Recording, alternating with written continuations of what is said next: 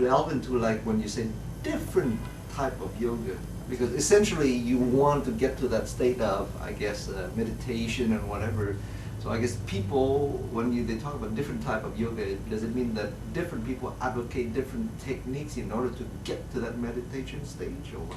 Well, when we're talking about different forms of yoga, we're just simply talking about different approaches and different skillful means and methods which lead basically to the same space, result, the same goal. Okay. So for this, there are many different possibilities. Okay.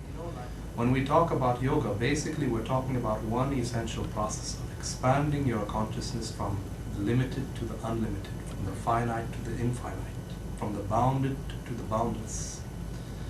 Because in all the spiritual sciences, we've always known this, that the innermost core of what a human being is, the source of where all of this is happening, is boundless.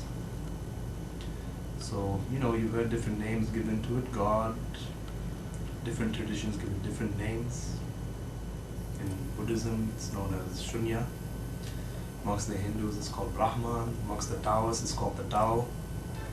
But these are basically different names which are pointing exactly to the same experience of realizing a dimension within a human being which is birthless and deathless, which cannot be added or subtracted.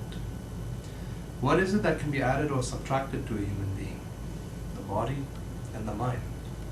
But the source from where all of this is happening, that is not something that can be added or subtracted. Everything is one energy expressing itself in many different forms. So water, which might become gas, the gas may become water, the water may become ice. They look different, they appear different. When we look in the world and we see different forms, these are just appearances of things being different. But essentially it's all just one. It's the same energy expressing itself in many different forms.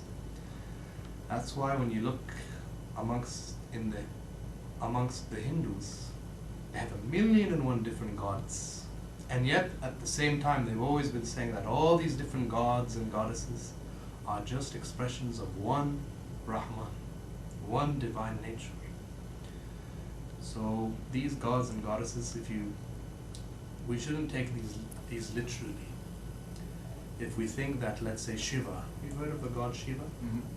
If we think that Shiva literally has a third eye on the forehead with blue skin, then we're missing the whole point. What they were trying to express is that they saw certain cosmic natural forces around them, and just to try and make them more accessible to the intellect, to make them more accessible to the mind, these symbols were created just as a tool to symbolize different kinds of energies. So you have one kind of energy in nature which is destructive, that's known as Shiva. You have another kind of energy which is creative, that has been called Brahma. You have another kind of energy which preserves things, neither creative, neither destructive, just in the middle, a preservative force. So that's been called Vishnu. So like this, a whole system was created of categorizing different cosmic energies symbolically. And if you know certain techniques, if you know certain processes, you can consciously attract certain forces towards you and help them and use them as a tool to help you in different areas of life, whether it's for spiritual liberation, whether it's for more worldly concerns. So we shouldn't look at these things just on the surface. There's an inner context behind all of this, that the people who created these systems, they had a very penetrating understanding of human nature. Not just human nature, but the nature of the whole existence. Because the same laws which are working everywhere in the universe, aren't they also working within a human being? We usually think that the human being is separate from nature, but it's not so. The same exact rules and laws and forces which are working everywhere in the universe are also working within our own being. So that's why, if you enter deeper into your own being, it's not different than entering deeper and deeper into existence itself. So there's a certain statement in the spiritual sciences that a human being is a microcosm in a macrocosm.